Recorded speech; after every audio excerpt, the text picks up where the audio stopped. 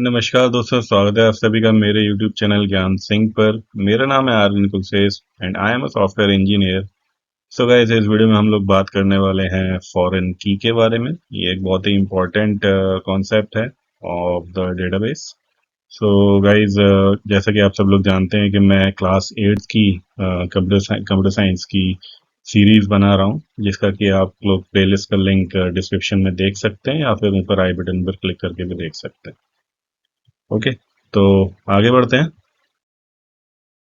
तो सबसे पहले देखते हैं व्हाट इज फॉरेन की, यानी कि इसकी डेफिनेशन क्या है। अ फॉरेन की इज अ कॉलम और a combination of columns in a table that establish a link between two tables in a relational database.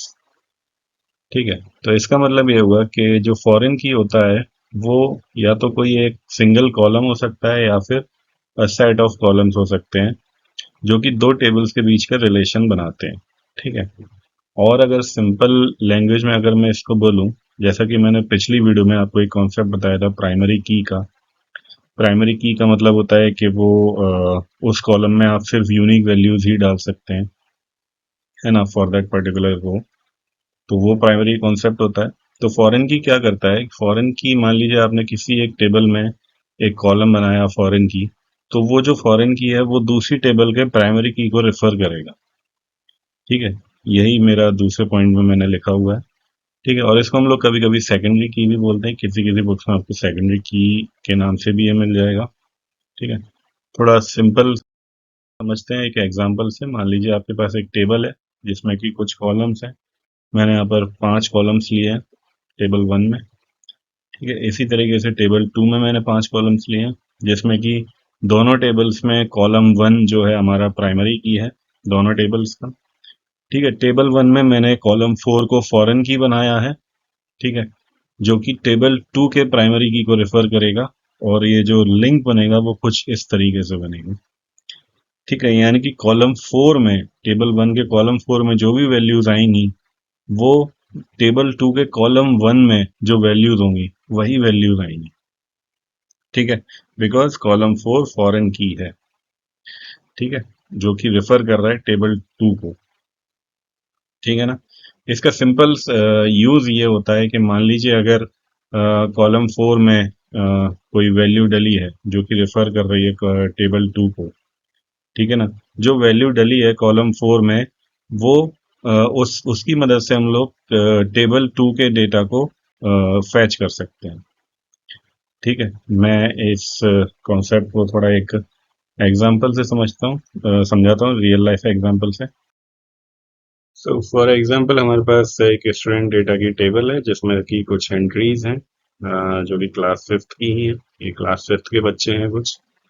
ठीक है, बट इस टेबल में एक बहुत बड़ी कमी है।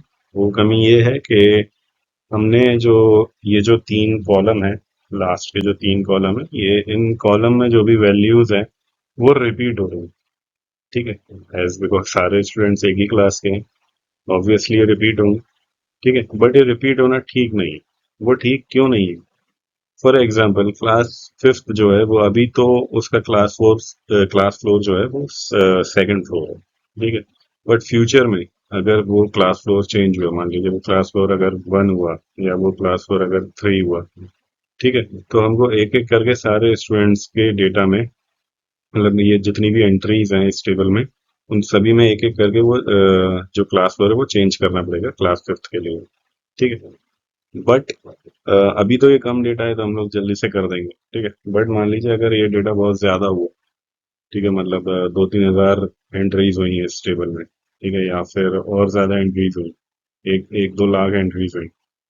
ठीक है, मैं सिर्फ स्टूडेंट डेटा की बात नहीं कर रहा, मैं किसी भी डेटा की बात कर रहा हूँ। मान लीजिए 1-2 लाख अगर एंट्रीज हुई, तो हर एक एंट्री में जाकर के वो वैल्यू को चेंज करना थोड़ा टिपिकल बनाया जाता है, थोड़ा टिपिकल बन जाता है। तो इसके लिए हमने इंट्रोड्यूस किया फॉरेन की के कॉन्सेप्ट को। ठीक है, तो अगर हम यही स्टूडेंट डेटा को अगर हम देखें, अगर फॉरेन की मदद से अगर हम इसको देखें तो वो किस तरीके से दिखेगा, ठीक है, वो मैं दिखाता हूँ आपको। और जो प्रोसेस होता है इसका वो उसको हम बोलते हैं नॉर्मलाइजेशन। ठीक है, तो इस स्टूडेंट डेटा को अगर हम नॉर्मलाइज करेंगे, ठीक है, तो वो कुछ इस तरीके से दिखेगा। यहाँ पर हमारे पास दो अलग अलग टेबल्स हमने बना दी, एक स्टूडेंट डेटा के नाम से, एक क्लास डेटा के नाम से। ठीक है, क्लास डेटा में सारी क्लासेस की इंफॉर्मेशन स्टोर रहेगी। ठीक है, क्लास 1, क्लास 2, 3, 4, 5। ठीक है, उनके क्लास फ्लोर क्या है वो इंफॉर्मेशन सेव रहेगी, और उनका क्लास रूम नंबर क्या है वो इंफॉर्मेशन सेव रहेगी उस क्लास डेटा में। ठीक है, वहीं पर स्टूडेंट डेटा में सारे स्टूडेंट्स की इंफॉर्मेशन सेव रहेगी। ठीक है, और जो क्लास वाला जो कॉलम होगा वो रेफर करेगा क्लास डेटा को।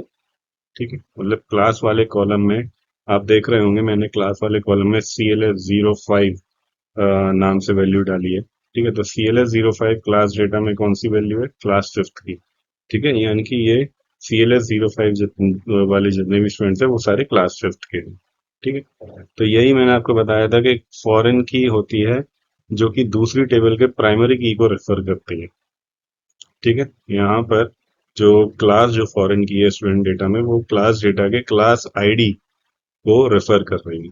ठीक है, यानी कि क्लास आईडी क्लास डेटा में फॉरेन की है तो उसको वो रेफर कर रही है क्लास जो फॉरेन की है स्टूडेंट डेटा में। ठीक है, तो इसी तरीके से हम लोग सारे रिलेशन बनाते हैं टेबल्स के बीच में, इसीलिए हम इसको बोलते हैं रिलेशनल डेटाबेस। ठीक है, RDBMS या फिर DBMS। ठीक है, तो यही है फॉरेन की का कॉन्सेप्ट। हम लोग दो टेबल्स के बीच में रिलेशन बना सकते हैं। ठीक है, ये नॉर्मलाइजेशन में काफी काम आता है, काफी हेल्प करता है। ठीक है, इसलिए हम लोग इसको यूज करते हैं। तो गाइज बस अब नेक्स्ट वीडियो में हम लोग प्रोग्रामिंग के बारे में स्टार्ट करेंगे।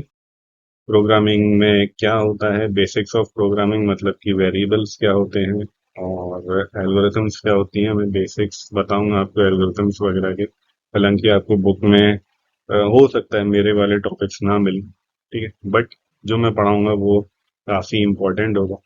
ठीक है, आगे आने वाले फ्यूचर में आपके लिए भी, अगर आप प्रोग्रामिंग पढ़ना चाहते हैं। ठीक है, तो मैं बेसिक्स ऑफ प्रोग्रामिंग स्टार्ट करने वाला हूँ नेक्स्ट वीडियो में, जो कि चैप्टर 4 है। हो सकता है आपके में चैप्टर 5 हो सकता है आपके में चैप्टर 3 हो, तो अपनी बुक के हिसाब से देख लेना। बट मैं जो टॉपिक है वो रहेगा बेसिक्स ऑफ प्रोग्रामिंग।